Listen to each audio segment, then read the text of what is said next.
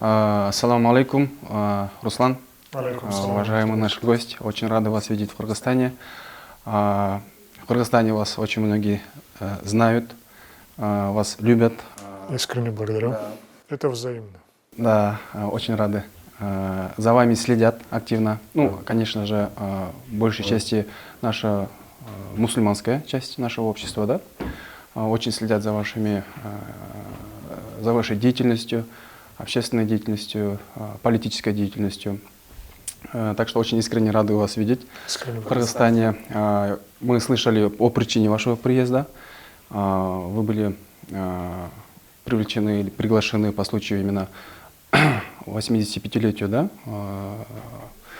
репрессии, да, депортации кавказских народов во время сталинских репрессий, да. И первый вопрос хотел бы узнать вообще, каковы ваши ожидания, ваши, как бы, вот по приезду, да, вот, как вообще взгляды ваши насчет вот народов, которые были репрессированы, в том числе и в Кыргызстане, да, какие? Искренне благодарю. Этой темой я занимаюсь давно, репрессиями народов Кавказа, за что они были высланы. Эти репрессии коснулись чеченцев, ингушей, балкарцев, карачаевцев, крымских татар, турок-месхетинцев на Кавказе. Эти народы были выселены поголовно. Но кроме этого были частичные репрессии, частичные депортации, которые коснулись других народов Кавказа в более ранние годы. И вот, пожалуйста, народы Южного Дагестана, лезгины, агульцы, табасаранцы, лакцы, которые были высланы на 8 лет раньше, чем основная масса кавказских народов. В 1936 году, в годы страшного сталинского красного террора, борьбы с религией, когда была поставлена задача забыть Бога на всей территории Советского Союза к 1 мая 1937 года, весь удар репрессий антирелигиозных пришелся на народы Южного Дагестана. И так получилось, что половина моего рода, половина моей фамилии оказалась депортирована сюда, в Кыргызстан. Она столкнулась со всеми тяготами депортации, через которые проходили все остальные народы. Но, несмотря на это, они не сломались, они сохранили веру, сохранили родной язык. И самое главное, они встретили здесь удивительные примеры братства со стороны местного населения, со стороны мусульман, кыргызов, которые делились куском хлеба, помогали в тяжелые годы, вместе выживали в голодные годы. Потому что я напомню, что во многих регионах страны в 30-е годы случился голод, даже в богатых таких регионах, как Поволжье, был голод. Вот. Поэтому честь и хвала, как бы мы должны помнить о той стойкости и самоотверженности и лишениях, через которые прошли наши предки. И самое главное, они не просто выстояли, они обрели себе братьев в лице кыргызов и обрели в Кыргызстане свою вторую родину. Поэтому я, еще даже не успев родиться, уже как продолжатель этого рода обладал уже двумя родинами – Дагестаном и Кыргызстаном.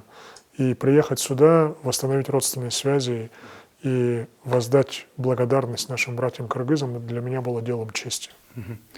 Это тоже нам вдвойне приятно, что, во-первых, ваш приезд, во-вторых, именно такое отношение, да, что именно на таких позитивных именно нотах у нас происходит встреча, да, альхамдулилля. Вот второй вопрос. Как вот вы с точки зрения как аналитик, политолог, именно российского пространства, да, вообще как воспринимается в целом Кыргызстан и в частности, скажем так, ислам или мусульманская община в Кыргызстане? Вот что вы можете сказать с точки зрения вот именно российского зрителя или, скажем так, аналитика, политолога, да? Хорошо. Народами и государствами Средней Азии мы занимаемся тоже давно. Я как научный сотрудник Института востоковедения Российской академии наук работал в отделе, который называется Центральная Азия и Кавказ. Центр изучения Центральной Азии и Кавказа.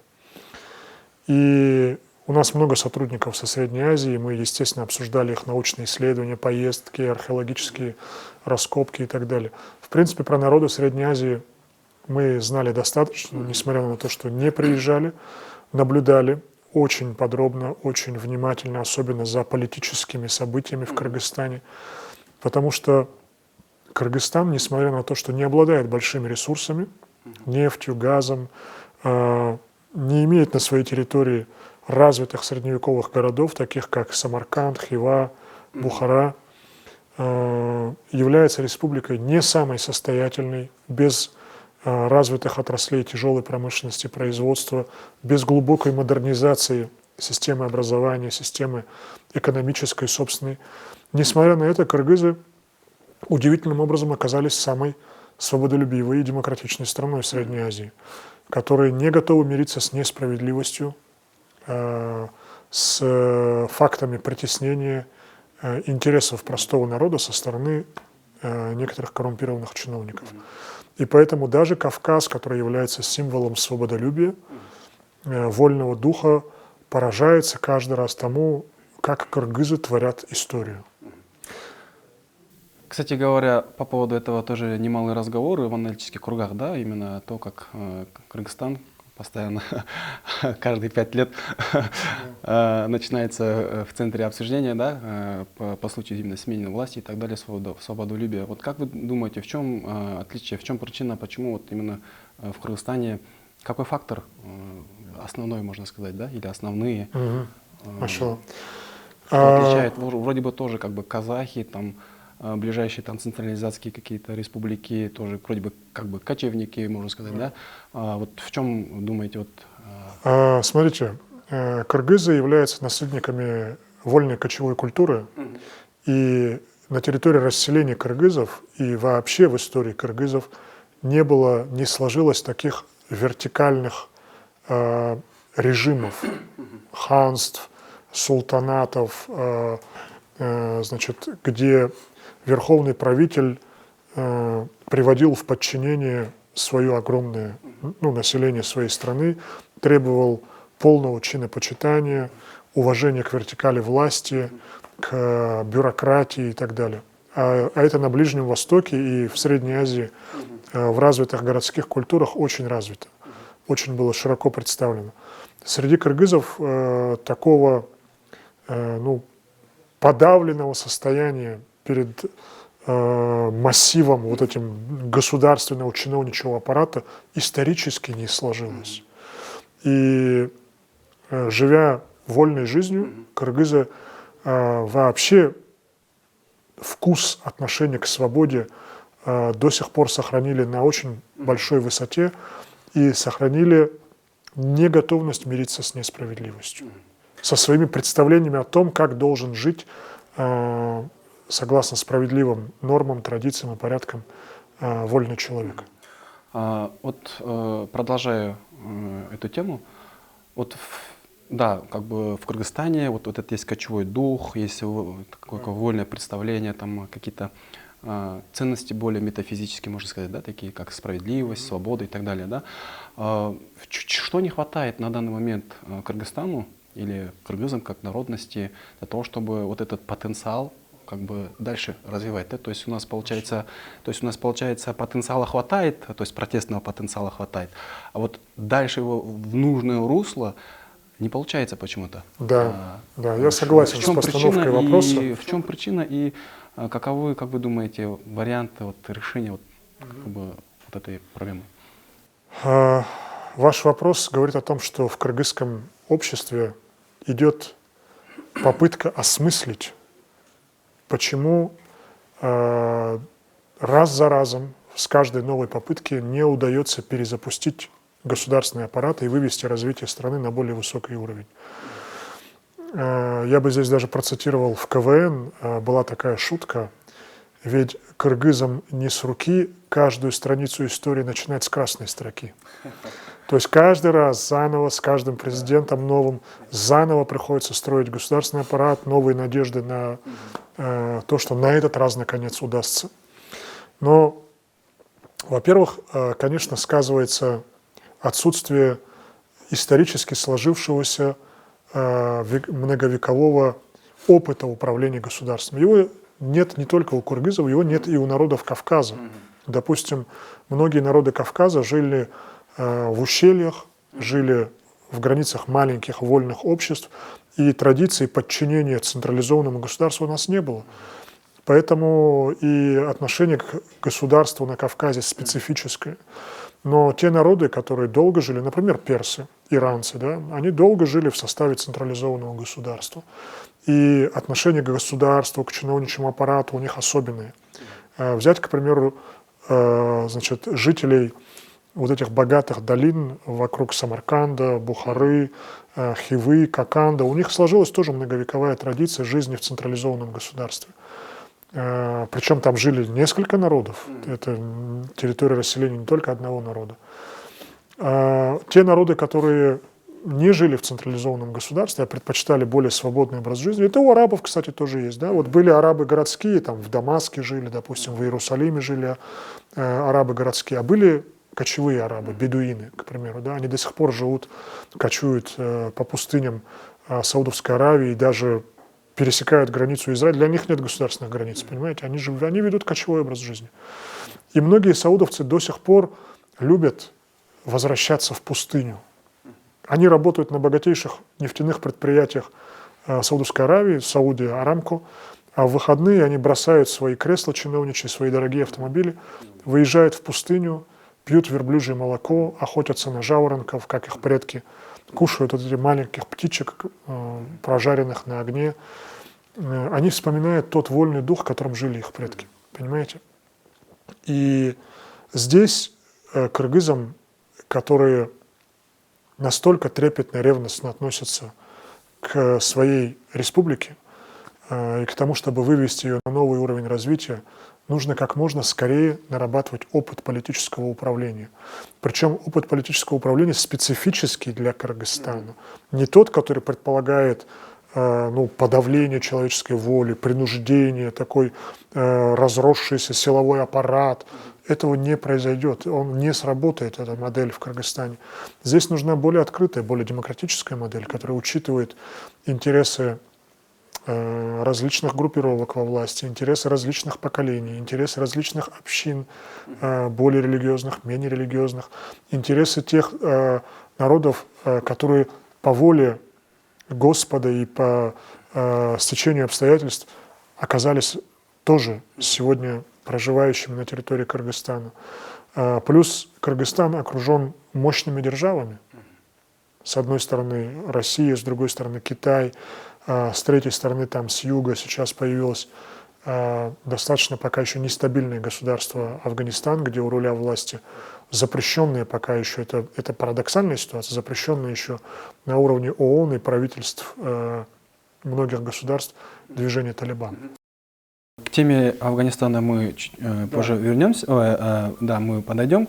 Я бы хотел дальше развить еще тематику, потому что вот в Кыргызстан сегодня политически зажат, скажем так, между, Китаем и Россией. Да? В этих условиях насколько вообще есть возможность у Кыргызстана развивать вот эту политическую систему, которую вы говорите, да, которая будет, скажем так, своеобразная, да, которая будет именно адаптирована именно под местные какие-то реалии.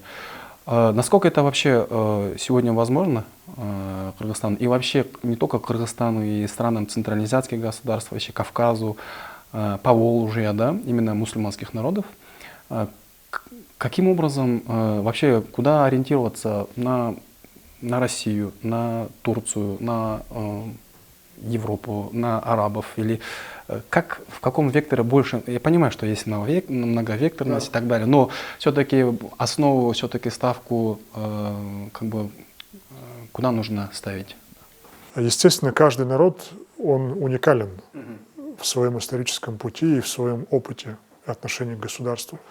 Кыргызстан, естественно, должен сохранить свой суверенитет, укрепить его, должен сохранить свою государственность и найти свой особенный путь развития. И в чем он должен заключаться? Сегодняшний мир настолько жестко поделен, что у каждой страны есть своя специализация. Что полезного она дает мировой экономике, что полезного она дает соседям. К примеру, Китай превратился в мировую глобальную мастерскую, которая шьет, паяет, предлагает дешевые, качественные уже товары на мировой рынок. Россия оказалась поставщиком энергоресурсов, нефти, газа и оружия. Как ни странно, оружие у нас лучше, чем гражданские автомобили умеют делать. Турция оказалась международным хабом, через который север, юг, Азия, Европа, Африка летают. Турция, к тому же, начала экспортировать быстрое решение конфликтов. То есть она входит в Ливию, она входит в Карабах, она входит в Сирию, и она пытается предложить быстрые схемы решения конфликтов. То есть предлагает вооружение, предлагает обучение, предлагает даже участие самих турецких спецназовцев или ЧВК «Саадат», который выезжает и на месте пытается решить проблему. У каждой страны должна быть своя специализация. В чем будет специализация Кыргызстана? Понятно, что в современном мире нельзя оставаться на периферии, нельзя оставаться сельскохозяйственной, аграрной страной. При всей любви кыргызов к скачкам, при всей любви к вольному ветру, при всей любви к проведению времени на природе, кыргызам придется заполнить университетские аудитории и офисы. Я бы предложил кыргызам пойти путем Малайзии. Малайзия – страна, которая сделала ставку на интеллект и на высокие технологии. И они форсированным образом, рывком, вложив все свои ресурсы и силы, дали новому поколению высококачественное технологическое образование. И они сегодня превращаются в одну из самых развитых экономик Юго-Восточной Азии. Тоже, казалось бы, страна без, скажем, заметного опыта государственного централизованного строительства, без заметного опыта вклада в мировую экономику в средние века, в отличие от Индии, Китая, мусульманского Востока. Но, тем не менее, они сегодня являют самую развитую, самую прогрессивную модель для мусульманского мира. Они развивают не только высокие технологии, но они развивают новые концепции развития мусульманского государства. Они предложили концепцию ислам хадари, то есть ислам цивилизованный, не тот ислам, которым пугают европейцев, не тот ислам, который обслуживает коррумпированные режимы, монархические режимы Ближнего Востока, а ислам прогрессивный, который делает ставку на интеллект, на прорыв, на предвидение, предвосхищение будущего, даже на моделирование и конструирование этого будущего, на превращение своего общества в глубоко модернизированное, высокоинтеллектуальное, высокотехнологичное общество. И если бы кыргызы смогли сделать рывок, остановив претензии внутренней распри, которые здесь раздирают кыргызское общество из-за политических разногласий, и сделать национальным проектом именно подготовку нового поколения управленцев, специалистов высоких технологий. Очень, на мой взгляд, тоже правильное предложение. Почему? Потому что над этим тоже у нас в нашем обществе дискутируют, разговаривают, вообще как поднять экономику, если нет нефтяной иглы или еще что-то, да, такой, единственный вариант — это человеческий ресурс, да. Но вы как мониторите, да, Центральную Азию, специализируетесь на этим, вообще вы видите вообще потенциал, что есть ли потенциал для которого, я не знаю, который могут не только как общество кыргызское, но в том числе и мусульмане. Насколько потенциал, если это вы как замечаете? Смотрите, я приведу примерно относительно своей республики Дагестан. Вот у нас половина населения живет на равнине, половина живет в горах. Примерно такая же ситуация, как в Кыргызстане. И у нас равнинное население более склонно к гуманитарным наукам. Литература, история, языки, английский, арабский и так далее. А горское население более склонно к точным наукам. Математика, химия, физика. У нас огромное количество конструкторов всероссийского, всесоюзного уровня. У нас огромное количество докторов математических наук. У нас огромное количество академиков, которые вышли из горных сел, понимаете. У нас есть села, где по несколько академиков, там сотни докторов наук, там тысячи кандидатов наук. Это удивительное явление для маленьких высокогорных сел, где проживает от силы там, может быть, 40 или там 150 хозяйств. Вот. У каждого народа есть свои скрытые таланты, свой скрытый потенциал, то, к чему лежит душа и вековой опыт этого народа. Кто мог подумать, что индусы, которых все считают достаточно нечистоплотным, достаточно неразвитым народом, который, ну, моется в этих грязных водах там Ганга и так далее. Да, кто мог бы предположить, что индусы станут мировым лидером в IT-сфере? Что индусы как специалисты будут востребованы, что они возглавят мировые корпорации с просто триллионами там оборотов. Да? Я сам ездил в Индию, я видел, что среди этой грязи, что среди этой нищеты и убожества и огромного количества врожденных болезней, приобретенных болезней, расцветает Силиконовая долина индийская, где открыты офисы Microsoft, офисы Facebook, офисы Apple и так далее. Я как будто, вы знаете, через дверь в каком-то портале перенесся из такой вот развивающейся Индии в Индию будущего. И возможно ли это построить в Кыргызстане? Конечно, возможно. Если на то будет политическая воля, если элита сможет задавить, остановить коррупцию жесточайшим образом, то, что сделали в Сингапуре, когда президент начнет с того, что посадит своих ближайших друзей и скажет, чтобы никому повадно не было, так будет и впредь. И никому не будет позволено расхищать государственное богатство. Кстати говоря, как вы оцениваете именно смену, скажем так, мы же держали последние 10 лет путь к парламентаризму, как бы, да, и у нас вот последний, вот в этом году произошел опять переворот, далее уже смена власти, обратная президентская форма власти, полное подчинение только к одному человеку, получается. Вообще, как вы считаете, эти тенденции как бы дают нам больше шансов на то, чтобы вот этот рывок сделать, или все-таки откат от парламентаризма, к которому мы шли 10 лет, все-таки был бы более перспективным вектором? Я думаю, что этот баланс должно найти само кыргызстанское общество, потому что каждая модель, она содержит свою угрозу. Жесткая президентская модель, она способна консолидировать ресурсы, жестко подчинить их одной стратегической цели. Я приведу яркий пример. Война в Карабахе, 44 дня. Никто не верил, что Азербайджан сможет отвоевать свои земли. И это расслабило Армению. И Армения почивала как бы на таких лаврах спокойствия, да, они никогда не смогут пойти на вооруженный конфликт, у них не хватит духа. Но жестко подчиненный одному президенту, Азербайджан смог мобилизовать свои ресурсы, перевооружить армию, модернизировать ее, подготовить горный спецназ, закупить беспилотники, обучить операторов по управлению беспилотниками. И это все в режиме строжайшей секретности, так что ближайшие соседи ничего не знали о готовящемся броске Азербайджана. В то же самое время Армения была парламентской республикой, которая не смогла мобилизовать ресурсы, которая не смогла мобилизовать сопротивление в нужный момент. Понимаете, там все погрязло в дискуссиях, в противоречиях, в разногласиях. Вот в ситуации, когда нужен стремительный рывок, форсированный, когда нация должна быть собрана в кулак, жесткий, авторитарный даже режим, который существует в Азербайджане, он оказался эффективнее. Но, с другой стороны, подобная модель не дает развитию, собственно, свободной дискуссии внутри общества.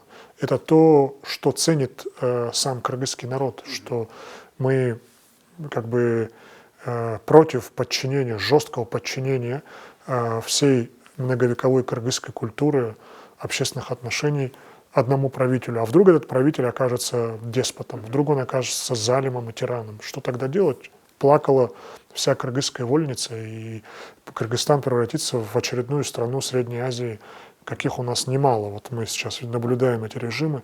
Никакого развития при жестких режимах мы тоже не видим в тех странах, где не сменяется президент уже много десятилетий. А по вашим оценкам, сегодняшняя нынешняя власть и, скажем так, наш нынешний президент, как бы готов, сможет ли он стать, по вашим оценкам, вот этой жесткой рукой, которая сможет в данный момент консолидировать общество и как бы сделать рывок? По вашим оценкам, как бы потенциал как? Вы знаете, я все добрые намерения и хорошее качество. Но я убежден, что в условиях Кыргызстана без помощи со стороны самой общественности властям будет очень сложно справиться. Я знаю, что в Кыргызстане очень много честолюбивых, искренних ребят, переживающих за будущее своей страны. И без должной консолидации молодого поколения, без того, чтобы они создали влиятельные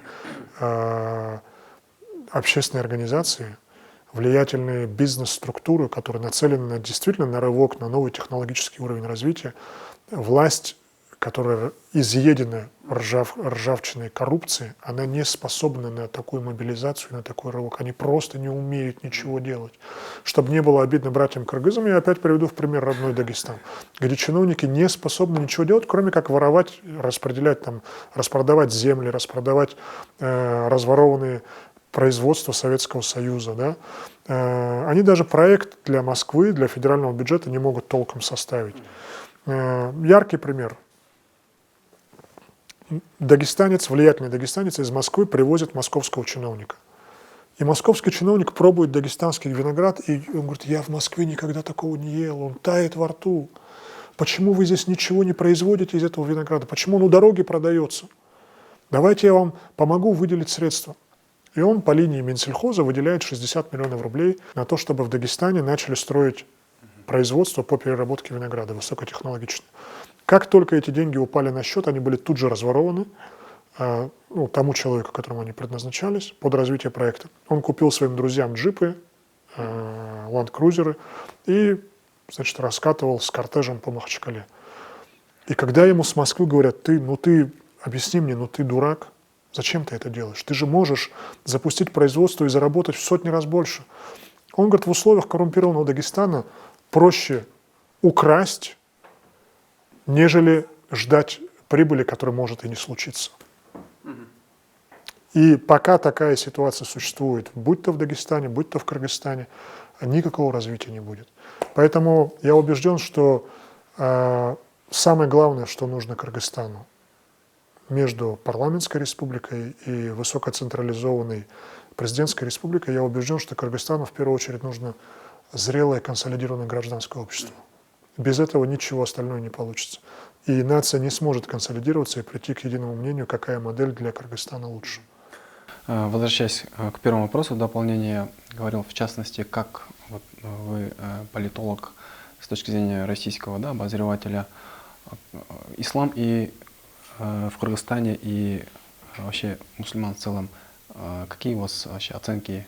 С точки зрения ислама, Кыргызстана. Как вы, российский обозреватель, видите ислам в Кыргызстане и вообще в целом мусульманскую общину? С точки зрения отношения к исламу, Кыргызстан представляет собой уникальную модель. Это просто фантастическая по своей неправдоподобности история, понимаете? Так не бывает. Такая красивая сказка не бывает с точки зрения мусульман, которые постоянно привыкли, что их сажают, что их преследуют, что их обвиняют, что они вечно оправдываются, что они находятся в очень таком придавленном, притесненном положении коррумпированными режимами. В Кыргызстане удивительным образом при, скажем, изначально низком уровне религиозности вдруг народ встрепенулся и потянулся в сторону религии. Встрепенулся. А ведь ситуация могла качнуться в другую сторону, понимаете? Потому что здесь Кыргызстан был наводнен проповедниками совсем нетрадиционных для Кыргызстана религий. Совсем нетрадиционных. Да, в начале 90-х. Да, пожалуйста, вон яркий пример Южная Корея, которая в огромном количестве стала протестантской, где протестантизма никогда не было. И южнокорейские церкви сейчас одни из самых влиятельных, понимаете? И тот факт, что Кыргызстан вот в этот, скажем, такой судьбоносный момент смог сделать правильный выбор и смог сохранить терпимое отношение и терпимое отношение к религии, к верующим людям и большую степень религиозных свобод, это дало Кыргызстану новый толчок к развитию. Мы уже много раз говорим, как специалисты, вы поймите, что мусульманская община в мировом глобальном масштабе находится на подъеме. Пик деградации, падения, краха мусульманской общины в мировом масштабе пройден. Он случился в 20-х годах 20 века. С тех пор начинается медленный, тяжелый подъем с большими потерями, с большими жертвами, но он происходит. Мы самый яркий пример увидели на примере Иранской революции, который вдруг заставил содрогнуться, встрепенуться окружающий мир, который был убежден, что ислам как политический проект уже похоронен. И вдруг в стране, которая шла к западному пути развития, в шахском Иране, происходит религиозная революция. Потом мы увидели пробуждение Турции, мы увидели приход к власти, казалось бы, нереальной, 20 лет оккупации Афганистана, приход к власти Талибана. Мы увидели пример Малайзии, мы увидели арабскую весну, когда люди выходили на улицы, добиваясь больших религиозных свобод. И несмотря на большие жертвы и провокации со стороны западных стран, стремление арабского мира к большему освобождению, да, он еще не исчерпан. И поэтому в современном мире даже британская королевская семья понимает, что нужно делать ставку на возрождающийся, поднимающийся на глобальном уровне ислам. Вы посмотрите, что происходит в Западной Европе. Вы посмотрите, что Франция уже на какой процент стала мусульманской. Вы посмотрите, что Британия вводит мусульманское судопроизводство, открывает исламские банкинги.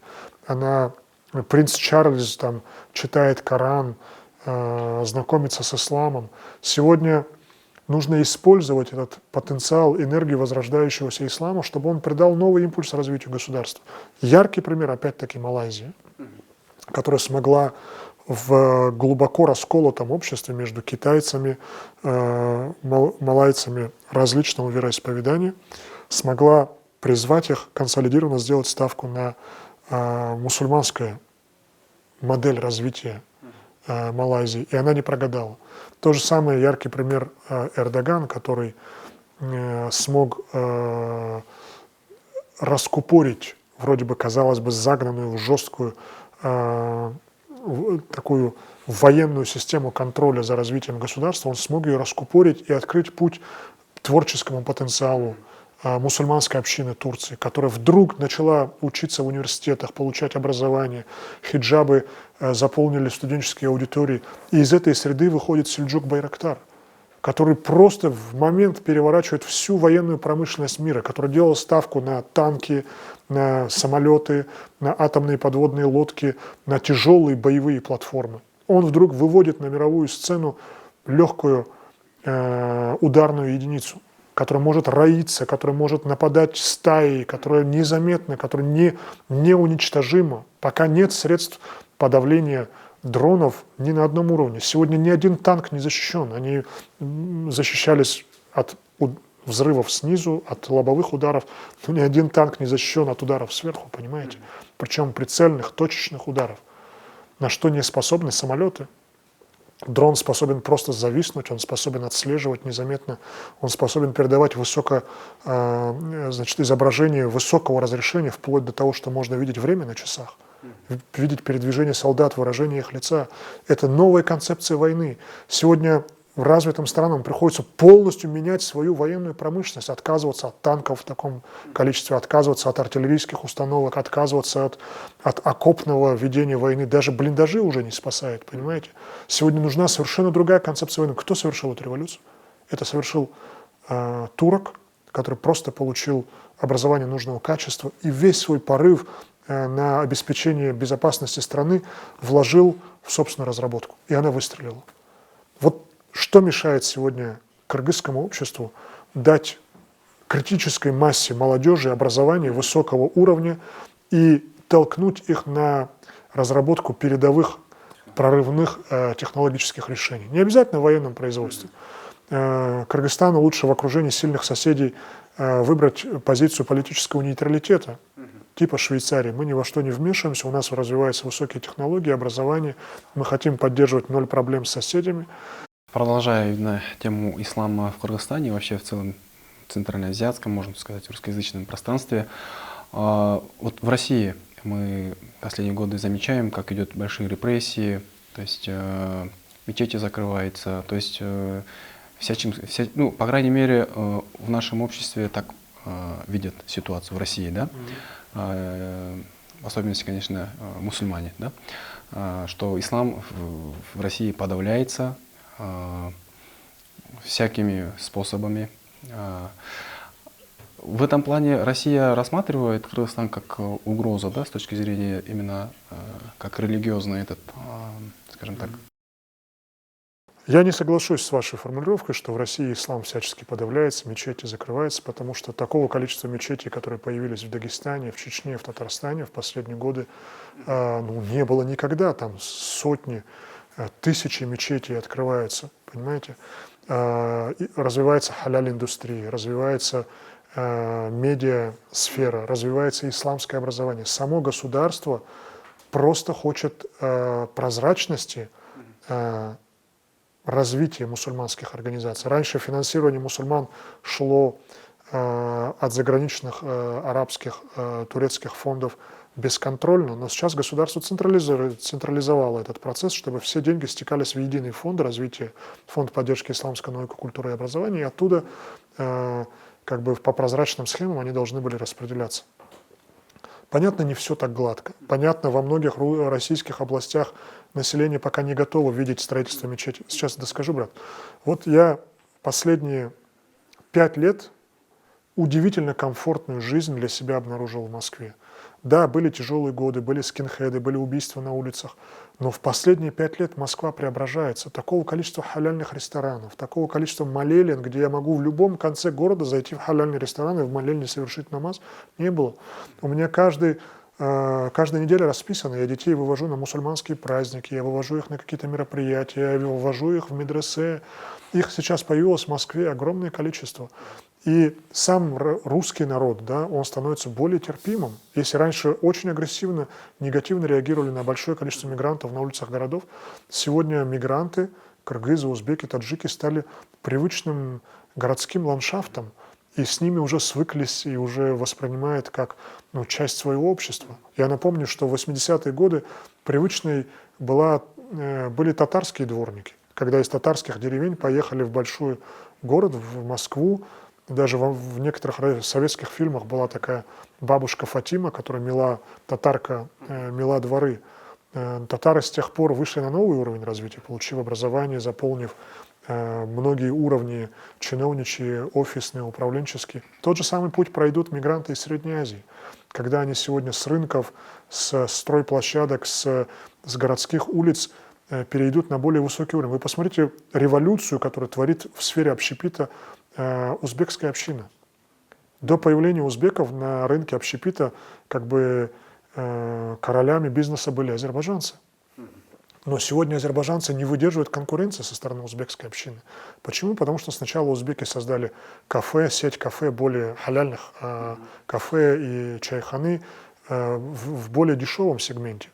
И огромная мигрантская община, естественно, проходила через эти кафе, через чайханы. У меня рядом с офисом чайхана узбекская. Я туда захожу, там постоянно огромное количество узбеков, работников, не самого высокого уровня образования, не самого высокого уровня достатка. Но уже туда подтягиваются москвичи, уже подтягиваются русские, кавказцы, уже полюбили эту кухню. И этот кафе вдруг выходит на более высокий уровень. Понимаете, уже сегодня более элитная сеть. И это приводит к накоплению первичного капитала узбекской общины. Я вижу, что сегодня происходит с кыргызской общиной. Кыргызская община, которая вроде бы на первых порах была не столь религиозная, она была очень комфортна для московского бизнеса в том, чтобы уже в офисном формате кыргызы могли выполнять какую-то работу. Из-за того, что кыргызы более, скажем, быстро интегрируются, да, быстро адаптируются в новых для себя пространствах. Зайдешь в японскую суши-бар, везде кыргызы работают под видом японцев, получают управленческий опыт, становятся уже управляющими целыми сетями ресторанов.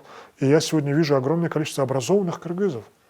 Это очки в тонкой оправе, это белые воротнички, это костюмы. Они уже с папками ходят, они уже не мигранты низового слоя, понимаете? Следующее поколение, уже их дети получат более высокое образование, и кыргызы, узбеки, таджики, иншаллах, они станут частью российской элиты, как стали татары, как стали после них кавказцы, от которых содрогалась Москва в 90-е годы. Понимаете? Этот путь эволюции пройдет каждая община. И как бы, что касается развития ислама в России, да, есть определенный еще страх русского большинства, русского населения, поскольку у нас были 2 войны в Чечне, кровопролитные 2 войны. У нас была война с диверсионными группировками, которые взрывали самолеты, взрывали российские города, захватывали заложников. Мы же этого не отрицаем. У нас вон там сейчас полыхал долгое время Афганистан, война в Сирии. Страхов у российского общества много. И этими страхами умело манипулируют вот эти все политические пропагандисты, политические ток-шоу.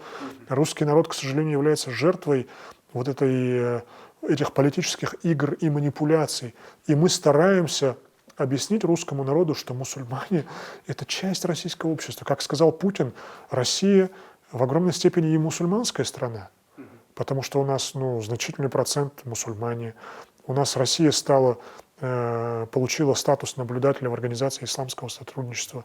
Россия играет активную роль в делах большого мусульманского мира. Причем зачастую внешняя политика России мусульманами оценивается на порядок положительнее, чем политика силовиков в отношении мусульман на территории самой страны.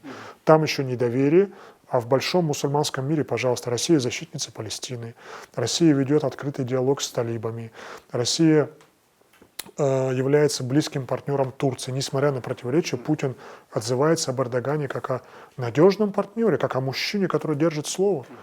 И здесь мы можем за Россию только радоваться, потому что она все больше и больше избавляется от недоверия, от страхов, от исламофобии. Все-таки, подытоживая именно касательно этого вопроса, вы хотите сказать, что в России все-таки больше в этом плане положительного, нежели отрицательного? Конечно. Вы посмотрите, во что превращен Татарстан, во что превращена Чечня. Это же просто витрина мусульманского мира. Да, касательно республик, да, понятно. Вот самой, например, России вы также сказали, что, российский народ стал жертвой пропаганды, политических каких-то, да? Тоже в экспертных кругах высказывается такое мнение, что вообще в России с точки зрения идеологии стоит вакуум, да? С одной точки зрения, коммунизм уже пройденная тема, либерализм не подходит. На христианство делать ставку у них не получается, хотя очень стараются, там огромные миллиардные вложения и так далее. И в этом плане ислам выступает как мощная альтернатива для российского целого народа, да. И в этом плане, конечно же, с точки зрения именно политических властей и так далее, то есть ислам все-таки выступает как угроза.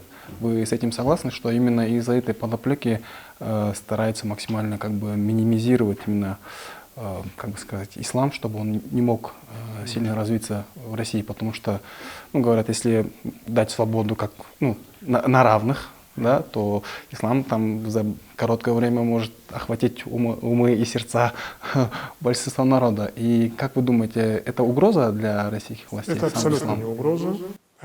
И я бы не согласился с этим противопоставлением, что ислам приходит на смену православию. Православие сыграло огромную роль в формировании мировоззрения и самосознания русского народа. И ислам вряд ли когда-либо заместит православие, потому что православием пропитана вся русская культура. Вы почитаете русскую классику, она вся сплошь пропитана христианской моралью, любовью, состраданием к ближнему. Это фундамент русской культуры, фундамент. И мы здесь не видим противопоставления, потому что исторически православие, в отличие от католицизма, никогда такую степень агрессии по отношению к мусульманам не проявлял. Да, были попытки христианизации татар, были попытки христианизации башкир, были попытки христианизации народов на Кавказе, но императорская Россия быстро поняла бесперспективность и вредность этих попыток, и она отказалась от этого. Она начала встраивать мусульман в российскую императорскую элиту. Огромное количество семей, татары, дагестанцы, чеченцы, азербайджанцы оказались очень привилегированными, очень высокопоставленными, очень влиятельными фамилиями в России. Появилось большое количество академиков, большое количество ученых, интеллектуалов. Это еще царский период, не говоря уже о советском периоде. И вот того опыта, когда были крестовые походы со стороны католиков, полное уничтожение, массовая резня мусульман, захваты святынь, такого не было в православной России. И не было вот того протестантского прагматизма, который полностью на корню уничтожал население Северной Америки, к примеру, видя в них людей третьего сорта, даже не людей. В этой протестантской Европе вплоть до 50-х годов людей выставляли в зоопарках как животных. Бельгия, которая сегодня является столицей НАТО, столицей ООН, столицей Евросоюза, до 50-х годов людей выставляли в зоопарках как животных. В России никогда такого не было. Да, было крепостное право, но оно было по отношению к русским. Но после того, как Россия долгим, упорным трудом, огромным количеством жертв, потратив 50 лет на завоевание Кавказа, завоевала таки Кавказ, ровно через 2 года после завоевания Кавказа и окончания Кавказской войны России пришлось отменять крепостное право. Потому что русский солдат, 50 лет воюя на Кавказе, видел перед собой не дикарей, он видел высокообразованных людей, ставящих свободу, личную свободу превыше своей жизни. И русский солдат крепостной спрашивал, как, это же дикари, они живут, у них есть понятие о чести, о благородстве, о свободе, почему мы так не живем? И русское дворянство, декабристы, такие как, там, я не знаю, друзья Пушкина, да, там, Муравьев, там, Пестель, Рылеев, они, придя на Кавказ, они увидели совсем другой уровень отношения к свободам и самоуважению личности. Они выходили на Сенатскую площадь, будучи заражены этими идеями. И провоевавшее на Кавказе русское офицерство, оно требовало отмены крепостного права. Кавказ сыграл огромную роль, мусульмане сыграли огромную роль в изменении России, понимаете? И с тех пор как бы добрососедство мусульман и христиан, оно получило невероятное количество примеров. Яркий пример – воюющий Кавказ, Чечня, Дагестан уже много десятилетий воюют против православной империи. Казалось бы, они должны ненавидеть друг друга. Но имам Шамиль для пленных русских солдат отводит полуразрушенную грузинскую церковь. Ну, когда грузины пытались христианизировать Дагестан, они строили церкви. Но после принятия ислама церкви оказались заброшены. И имам Шамиль отдает полуразрушенную грузинскую церковь православную в селении Датуна, аварском селении, пленным русским солдатам. И обеспечивает полную их безопасность. Они там делают вино для церковных нужд, потому что они должны причащаться церковным вином и церковным хлебом. Они рисуют иконы, они живут полной свободой жизни православного человека. Чеченцы воруют православных священников, напуганных, перетаскивают его вплавь через Терек и приводят в свой аул и говорят: похорони. Русский солдат, скончавшийся в плену, мы не можем его просто так закопать. Похорони по православным обрядам. Он хоронит его, досыта кормят, укладывает спать и следующей ночью переправляет обратно. Но сложился баланс уважения по отношению друг к другу народов России, религиозных общин России. Такого опыта сосуществования, который, да, тяжело давался завоеванием Казани, Астраханского ханства, Кавказа, Средней Азии, но этот баланс сложился. Вы понимаете, когда я должен обязательно рассказать об этих 3 этапах завоевания мусульманских анклавов. Первый удар, который пришелся на Поволжье, на Казанское ханство, на Астраханское ханство, он привел к полному уничтожению ханств и попыткам насильственной христианизации. Татары больше всего пострадали от этих имперских попыток христианизации мусульманского населения. Но на Кавказе Россия уже споткнулась. Она поняла бесперспективность христианизации мусульманских народов. И она уже смирилась с тем, что мусульман придется включать в элиту, и нужны другие модели интеграции. А что случилось после завоевания Кавказа, когда Российская империя пришла в Среднюю Азию?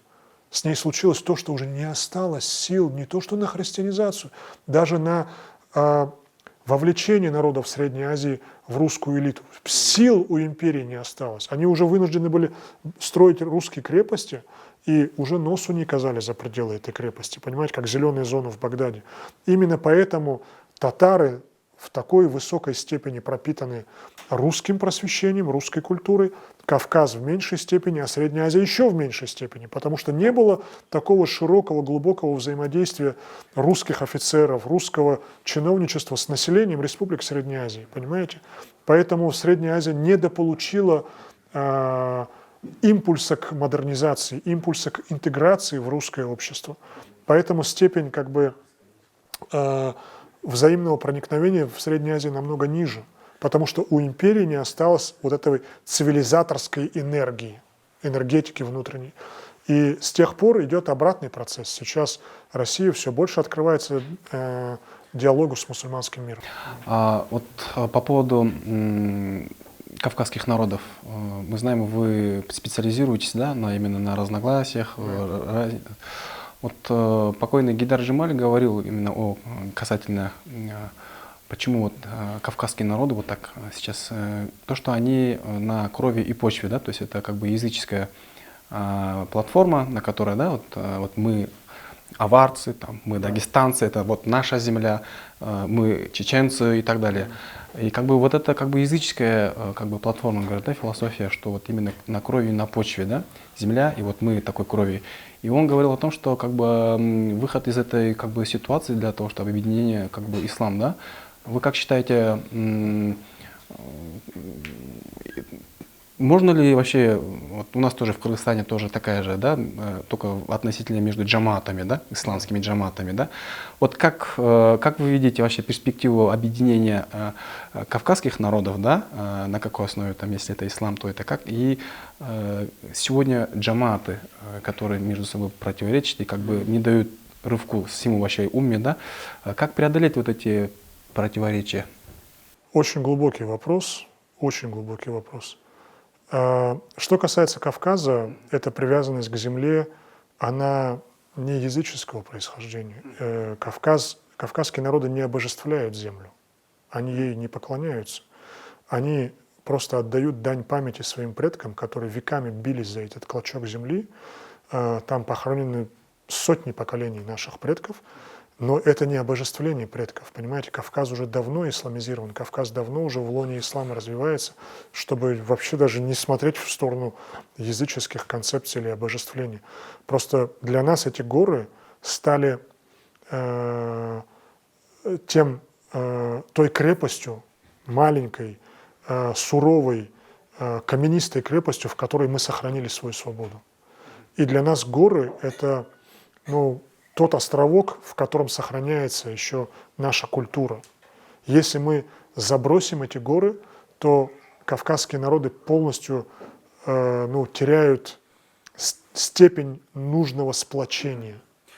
Здесь не речь чтобы забросить гору, а чтобы эта гора была не только моя дагестанца, но и вот моего брата чеченца. Но его потому что как бы, да, вот здесь Ингуша, это гора наша. Вот, например, мусульман, да, вот как бы вот объединение, да, а вот когда, нет, это вот гора наша чеченская, этот город наш дагестанский, это дерево наше ингушское, да, скажем, да, когда вот эти противоречия идут, и вот здесь фактор, вот как бы Гейдар Джемаль говорил, что только на исламе можно будет эти противоречия решить, да, сказать, что это наше мусульманское, это наше исламское. Вот здесь мы находим ответ на вопрос о том, на какой платформе нужно объединяться народам Кавказа и народам Средней Азии. В первую очередь, давайте посмотрим, понятно, мусульманское братство, но мы не понимаем, как оно должно работать в политической плоскости. Как вот мусульманское братство должно помочь нам объединиться политически, стереть границы, объединиться в одно государство, но мы видим, что в ближайшей перспективе это невозможно. Ну хорошо, давайте посмотрим на пример Евросоюза, где практически отсутствуют границы между Германией и Францией, между Австрией и Италией. Ты даже не понимаешь, когда выезжаешь из одной страны, заезжаешь в другую. Там нет национальных противоречий, там сейчас нет претензий друг к другу по земле, потому что это единое экономическое, таможенное пространство, понимаете, единое финансовое пространство. И я вижу, что для народов Кавказа и для народов Средней Азии нужно достичь хотя бы такую степень интеграции, когда просто барьеры пограничные, таможенные стираются полностью. Это становится единым финансовым пространством, единым экономическим, единым образовательным пространством. Ты можешь быть кыргызом, уехать завтра жить в Алма-Ату или поехать в Таджикистан на заработки. Никаких к тебе претензий по национальному происхождению, никаких досмотров на границе, потому что охрана этого единого пространства, она идет по внешним границам, а не по внутренним. И в таком случае Если, допустим, кыргызы переезжают в Казахстан и привозят с собой инвестиции, казахи переезжают в Таджикистан, тоже привозят с собой более высокий, к примеру, уровень образованности. Такая интеграция, кооперация, взаимная помощь должна привести к формированию более такого братского, доверительного пространства, где мы, будучи к тому же еще и мусульманами, имея еще больше стимул к объединению и к тому, чтобы открыть свои сердца своим собратьям, должны в более быстрой перспективе построить такую модель открытого братского взаимодействия. Не нужно принудительно заставлять людей отказаться от своих республик, от своей национальной принадлежности, потому что это воспринимается как попытка ассимиляции. У нас все-таки народы сопротивлялись имперской ассимиляции долгие годы. Для них национальный — это щит, который сохраняет их. Вы спросите, почему татарские имамы упорно читают хутбы на татарском языке в мечетях по всей России. Не из-за национализма, не из-за того, что они пренебрежительно относятся к остальным народам, а из-за того, что на протяжении 500 лет в русскоязычной среде, которая пыталась их насильственно христианизировать, для них татарская проповедь — это было единственное место, где они могли услышать родной язык. Это был щит, это был своего рода скорлупа, в которой они сохраняли национальную культуру. И нужно как бы отдать должное нашим предкам, которые нашли такие методы сохранения своей самоидентичности. И нужно лишь подтолкнуть их к тому, чтобы они стали более открытыми. И взаимодействовать друг с другом, обогащая культуры друг друга. Говоря о ситуации в Центральной Азии, что вокруг происходит сейчас у нас под боком в Афганистане, у нас сейчас как бы пугают о том, что там террористическая угроза и всякого рода угрозы, да, с Афганистана. Есть ли угрозы? И если есть, то какие? Если нет, то почему? Со стороны Афганистана и новой власти, которая... Талибан сегодняшний проделал огромную работу над ошибками, которые они совершили в 90-е годы и в начале 2000-х. Сегодня Талибан понимает, что самое главное, чего они должны добиться в ближайшие десятилетия, это построить стабильное государство, которое обеспечит хотя бы минимальный уровень безопасности для населения и гарантирует безопасность своим соседям. Иначе Талибан не получит международного признания и не состоится как государство. Поэтому со стороны Талибана мы слышим заверения и гарантии, что они не будут нападать на соседние страны. Но существует другая угроза. В Афганистане сегодня большое количество жестких и радикальных группировок, которые совершают нападения. Послушайте, мусульмане победили, да, пришли к власти. Зачем вы продолжаете взрывать? Зачем вы продолжаете убивать? Вот эти вопросы нужно поставить перед ними. Талибан пытается это остановить, да? Но вполне возможно, что эти группировки могут совершать нападения уже на территории республик Средней Азии, к примеру, или на территории России. Вот эта угроза существует еще, пока Талибан не гарантировал, не обеспечил полную безопасность на территории своей страны. Эта угроза, она сила самостоятельная или все-таки управляемая внешними силами? Все, что работает против мусульман, управляется из-за рубежа.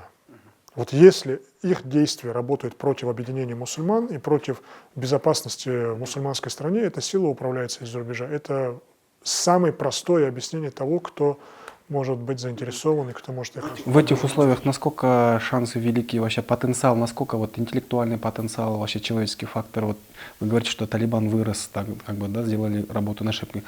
Они сделали достаточную работу над ошибками, и их уровень сегодня, как вы думаете, позволяет сделать этот... Там, конечно, есть внутренние противоречия, там есть проблема, что народ 20 лет воевал и ничего не видел, и на глобусе не могут найти Афганистан. Но, во-первых, есть ядерная держава под боком Пакистан, которая заинтересована в скорейшем выходе Афганистана на новый уровень, потому что Пакистан же не будет постоянно финансировать и обеспечивать безопасность Афганистана сам. Он хочет, чтобы Афганистан стал стабильным государством.